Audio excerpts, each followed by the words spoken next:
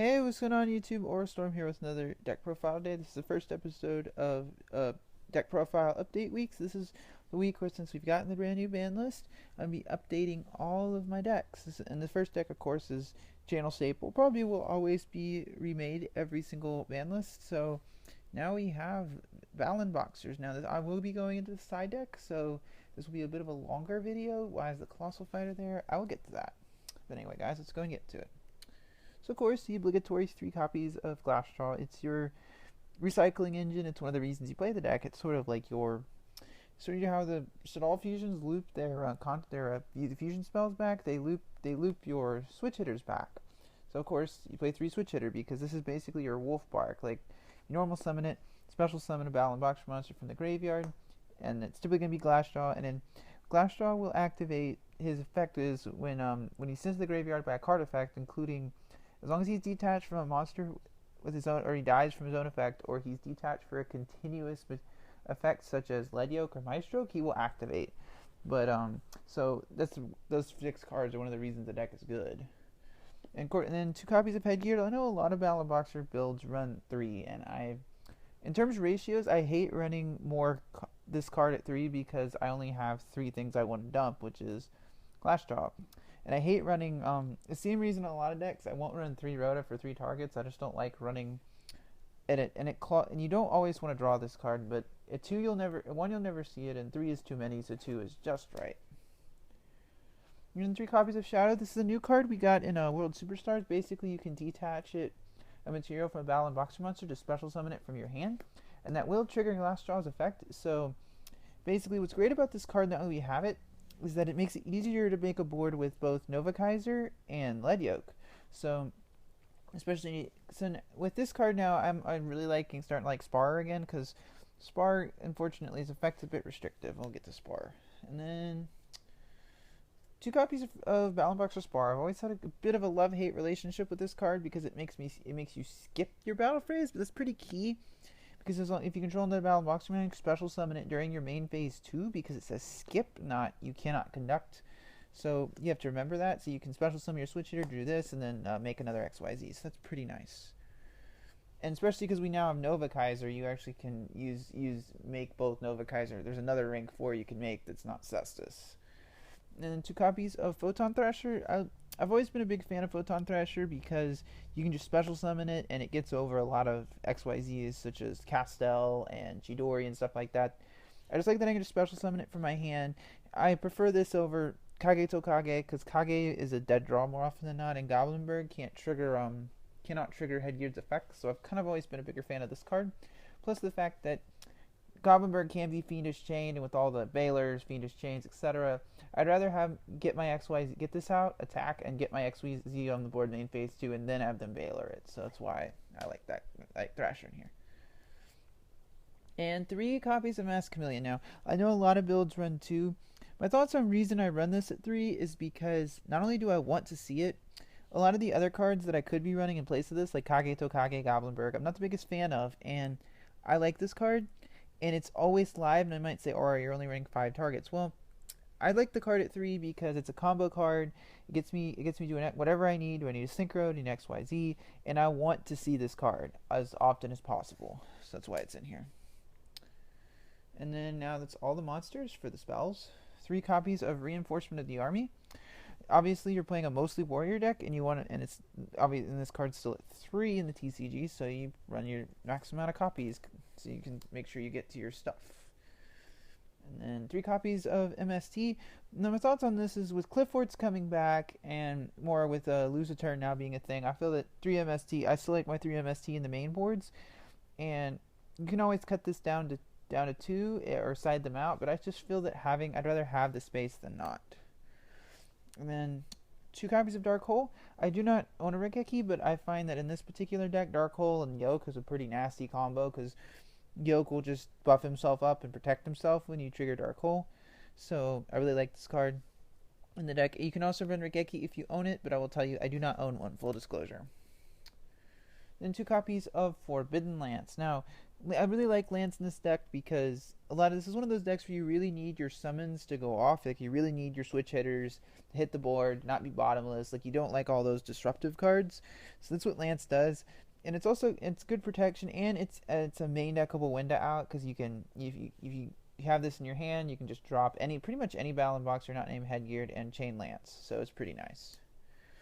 And then for one of the one Soul Charge, because I run Thought Ruler Archfiend. If you've seen my channel, you know I've done a video on the card, and that's one of the reasons I like this card in the deck, because I can run over stuff with Thought Ruler, Soul Charge it back, and gain more life points. Now, I will say, and there's certain matchups where Thought Ruler is not very good, so I could always, you can always side this out if you feel like it's a problem. It's all the spells for the traps. This is a very trap-heavy build. 2 copies of Call of the Haunted. I really like this card in this deck because it allows me to bring back my Chameleons from the graveyard, because you can't normal summon Chameleon when you control one of your level high synchros, like Crimson Blader, for example. So what I'll do is I'll Call the Haunted my Chameleon back, normal summon something, then still be able to synchro summon. I'll still be able to keep going. Plus, you can also revive your synchro summon monsters, provided they've been summoned properly and they've hit the board.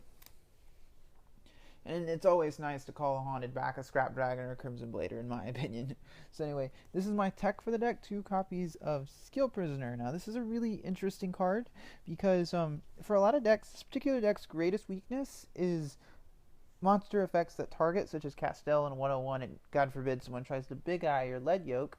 That's what this card does. It basically, if you don't know what this card does, it targets one monster you control, and for the rest of the turn, they cannot...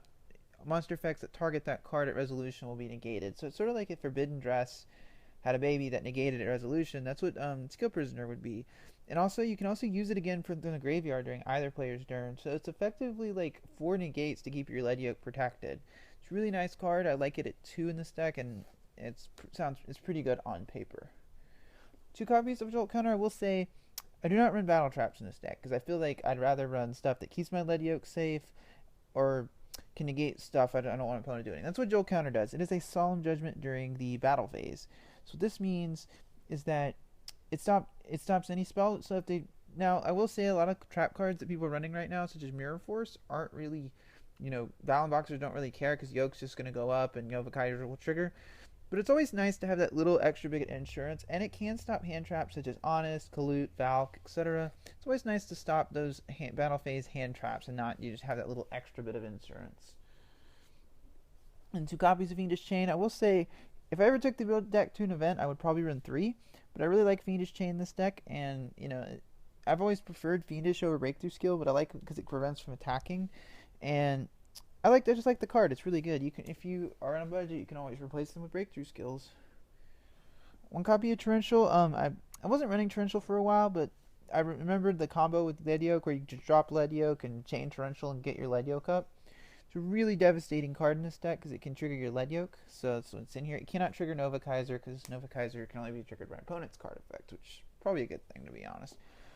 1 copy of Bottomless. Bottomless is probably still my favorite one-of card, especially with all the pendulums running around. Bottomless is just going to probably stay at 1 for the foreseeable future. 1 copy of Vanity's Emptiness. Emptiness is it's at 1, and I like it mostly because of it works well when you have a Lead Yoke on the board, because they'll have to destroy this 3 times. They can't just Dark Hole. They'll have to have the MST to get rid of this. So it's at 1. Might as well run it. And 1 copy Solemn Warning. I really like Warning in this deck because I have Thought Ruler, but second off, as you can see, I run a ton of back row. And as Simo said, you run the Solemn Warning to prevent yourself from getting Denkoed, so that's why the Solemn Warning's in here. That's all the main deck. Now we're gonna go in the we're going in the side deck next, because this is probably gonna be easier. 1 copy of Colossal Fighter for my side. I'm gonna talk about why I side decked this card, because first off, Crimson Blader and Thought Ruler Archfiend do not get their effects when they run over Pendulum monsters, because these guys have to send cards to the graveyard.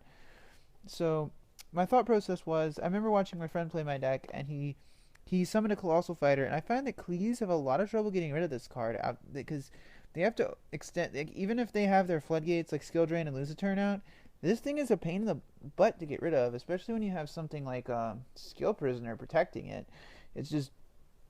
It can be really surprisingly good, even if they have Skill Drain out, because these things have 2800s. You can just beat over into a disc, bring it back, smack again. I found that this card is really good against Cleese, and in theory, what I could do is side up my Thought Ruler or Crimson Blader and side this in. So it's all theory at this point, but it's probably good theory. And then 2 copies of Effect Veiler. Veiler, I find that it's kind of subpar in a lot of matchups, so I do not mainboard it, and especially when I have all the effect negation on Skill Prisoners and Phoenix Chains. I don't think it's necessary in the main, but it's pretty good in the side against Necros. Obviously, we don't need Trish resolving. 2 copies of Flying Sea for the Burning Abyss matchup. Just special summon this card when they try to go for their Dante play, and they kind of have a lot of trouble dealing with it because they can't make any of their Burning Abyss monsters, and they have to take damage because they'll have to smash this into something before they can do anything, and it's kind of funny. Especially when you have Yugioh on the board, if they can't make their Dantes, they're probably in trouble. And then 2 copies of Spell Shattering Arrow for the clean matchup. It kind of gives you that little, it's that little extra bit. And since I do side deck a lot of Floodgates, that's why it's in here. 2 copies of both Imprisoning Mirrors, Light and Shadow. Light Imprisoning Mirror is really good because among the several meta decks, Tellers are going to be your worst matchup because of Trigger. And non-targeting bouncing removal is something this deck never wants to see because you won't get any of your graveyard effects and you'll just cry. And Shadow Imprisoning Mirror is good for the Shadal matchup, although the Shadal matchup's not too bad because of how Yoke can just smash in a construct and not care. And this and Crimson Blader kind of locks Shadals out of doing anything. And then 3 copies of Mistake. I think this, now a lot of people would ask me, Aura, why did you mainboard this card? And I said, well, I feel that it's more of a side deck material. I would say I'd probably main 1 copy maybe, but not 3. I feel like 3 would be completely overkill, to be honest, in the main deck. I feel like 1 and then maybe side the other 2 copies, but I feel like that's kind of good where it is. Then Soul Drain, but I will say about I do side deck Soul Drain, but I think in theory I'm going to replace this with a Skill Drain because Photon Thrasher and Glassjaw are pretty good under Skill Drain because Thrasher can actually attack with other monsters on the board, and Glassjaw won't die when it's attacked. So this is going to be replaced with a Skill Drain. And then now for the extra deck, 2 copies of Battlin Boxer Nova Kaiser. This card is basically like when it hits, it gains 100 attack for every Exceed material, and it can attach Battlin Boxer monsters to itself. So already when it hits the board, it's big enough to get over Dante's defense. 2600 is a pretty key number nowadays. The other thing is when it dies when it's destroyed and sent to the graveyard by an opponent's card effect, it will special summon however many monsters as materials. So, and it's also generic, although that's not really relevant because you're not going to play this outside of Battlin Boxers. But the fact that it's a 2600 beater after attaching the material is pretty nice, and it gives the deck a little bit of oomph. And it's nice to have that extra XYZ now. 2 copies of Battlin Boxer Yugioh. I will say that you will find now that Nova Kaiser exists, you will not need the 3rd copy of this. And also, if you get off Glassjaw's effect, you can, if you run low on Yugioh in your extra deck, you can put this back in the extra deck with Glassjaw's effect. So that's nice. And now we're getting some of the generic stuff. 1 Abyss Dweller because the running a mismatchup, and we just don't want Graveyard going off, so Dweller's still pretty good. 1 copy of Evil Swarm Exciton Knight, and I will say about this card is that I do not make it very often, but I'm always kind of glad I actually have it. It's kind of one of those cards you don't always need it, but it's kind of there if you need it. So, plus you also have to consider if you're dropping Exciton with Yugioh on the board, it's kind of a broken combo because Yugioh won't die. 1 copy of Castel, mostly to spin those annoying monsters. We don't want those constructs, those Dantes getting their effects. 1 copy of 101. The reason I still like 101 and 1 Castel in terms of ratios is I like having the 101 because there's times where I might see something like Ab Zero, one of those annoying leave the field effects, and 101 is one of the surefire way to stop those effects. I don't think there's a lot of ways to stop those. And the other thing about 101 is a lot of times I don't want to put an opponent's monster back in the deck. I want to 101 it to make sure they don't make it again next turn. So that's one of the reasons why. And then King of the Feral Imps is kind of an obvious one. I feel that King, obviously it searches our mass chameleons. It can also search any reptile monster. If you run Kageto Kages, this also searches them as well. It's pretty much, I will say this is almost always my first turn play pretty much every game. I always make that card unless I open really just like booty, which rarely happens. then 1 copy of Ragna Zero. This is mostly for, decks like Fire Fist, decks that Senjus that buff themselves and just be like, and the fact that it gives you that little extra draw is really nice. I've tested and I just like it. I don't make it a ton, but I like having it there.